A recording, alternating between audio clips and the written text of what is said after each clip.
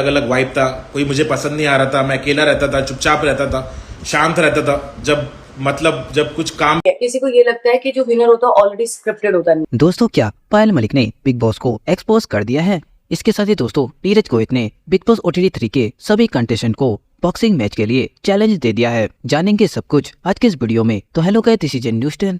तो चलिए सबसे पहले बात करते हैं पायल मलिक के बारे में। दोस्तों, जब से बिग बॉस OTT 3 में सना मकबूल विनर बनी है, तब से काफी सारे लोग ये बोल रहे हैं कि बिग बॉस स्क्रिप्टेड होता है। तो दोस्तों, पायल मलिक ने अपने रिसेंट ब्लॉग में इस चीज को रिवील किया है और दोस्तों अपने न्यू ब्लॉग में उन्होंने रिवील कर दिया है कि बिग बॉस स्क्रिप्टेड नहीं होता है। किसी को ये लगता है कि जो विनर होता है ऑलरेडी स्क्रिप्टेड होता है। नहीं भाई नहीं। अनिल सर हमारे पास आए, कहते हैं ये लोग इतने ज्यादा जियो वाले हैं, इन्होंने मुझ तक नहीं बताया कि विनर कौन है। तो लास्ट मोमेंट पे जब मैं हाथ खड़ा कर रहा हूँ तब मैं ऐसे कर रहा हूँ, तब मुझे पता लग रहा है किसका उठाऊं। फिर उन्होंने बोला सना मकबूल, तब जाके कहते तो उस टाइम मुझे पता लगा कि सना मकबूल विनर है। बहुत सीक्रेट होता है, बहुत अच्छा। गोलू जो मुझे दोस्तों, नेक्स्ट अपडेट के अकॉर्डिंग एक वजह से न्यून मैन को काफी सारे लोग हेट देने लग गए। रिसेंटली उन्होंने अपने इंस्टाग्राम पर एक पोस्टर डाली थी जहाँ पर उन्होंने बताया है कि बांग्लादेश के अंदर यूट्यूब, व्हाट्सएप और इंस्टाग्राम को बैन कर दिया गया है। लेकिन जब बांग्लादेश के कुछ लोगों ने इस न्यूज को देखा तब वो कमेंट करने लग गए कि यहाँ पर ऐसा कुछ भी नहीं है। और लोगों ने कमेंट में यहाँ तक लिख दिया कि न्यून मैन फेक न्यूज फैलाता है। बाकी दोस्तों, आपका इसके बारे में क्या कहना है, हमें कमेंट से लिखना ना भूलें।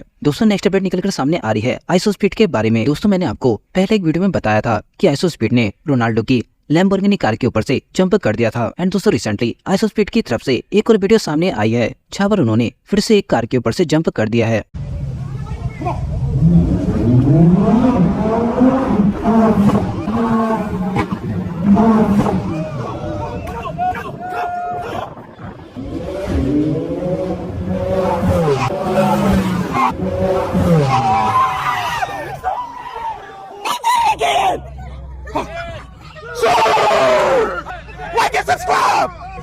दोस्तों, नेक्स्ट अपडेट के अकॉर्डिंग सभी जानते हैं कि इस बार निजी बिग बॉस के फाइनल में पहुंचे थे, लेकिन बिग बॉस की ट्रॉफी उनके हाथ नहीं लगी। एंड दोस्तों, बिग बॉस से बाहर आने के बाद उनकी एक वीडियो सामने आई है जहाँ पर उन्होंने क्या बोला, आपको सुन लीजिए। पब्लिक ढेर सारा प्यार, next in the house boy.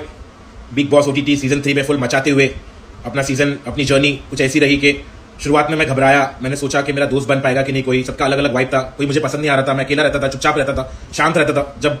जब कुछ काम रहता था, जब कुछ अच्छा बोलने का रहता था, जब जरूरत रहती थी, कभी चुप रहता था, कभी बोलता था।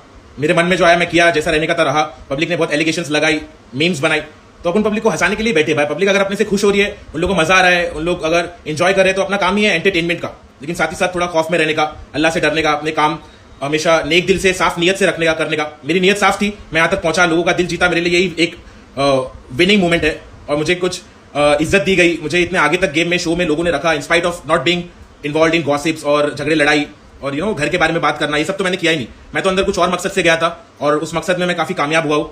मुझे रिप्रेजेंट करना था अपने हुड को, अपनी फैमिली को, अपने देश को, और एक ऐसी पर्सनैलिटी का इजहार करने का था जो बहुत रियल और ओरिजिनल है, जेन्युइन है।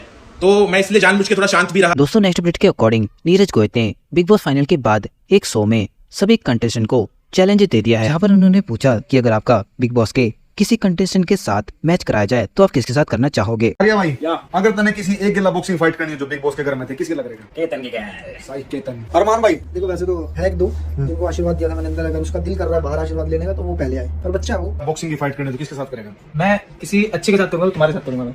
यार बॉक्सिंग तो आप क्या आप सही कर लेंगे हमारे का। हमसे करोगी? हाँ। बॉक्सिंग मैच मेरा होना चाहिए शिवानी के साथ। सबसे पहले एक पंच मारूंगी शिवानी को, क्योंकि नादानी में उसने मुझे वोट आउट किया। सना सुल्तान नीरज के साथ ही, बिकॉज़ अगर हारो भी तो जो बेस्ट है उसके साथ हारो। ओए होए होए। I will find someone weaker than me physically, Sana Sultan. Okay. Arman. दोस्तों, नेक्स्ट अपडेट के अकॉर्डिंग हम सभी जानते हैं कि जब हमारे इंडिया में रेनी सीजन आता है तो हर जगह पानी ही पानी दिखाई देता है। तो दोस्तों, इसी चीज के ऊपर रिएक्ट करते हुए अभी एनडीयू ने एक वीडियो अपलोड करी है जहाँ पर वो क्या बोलते हैं, आप खुद सुन लीजिए।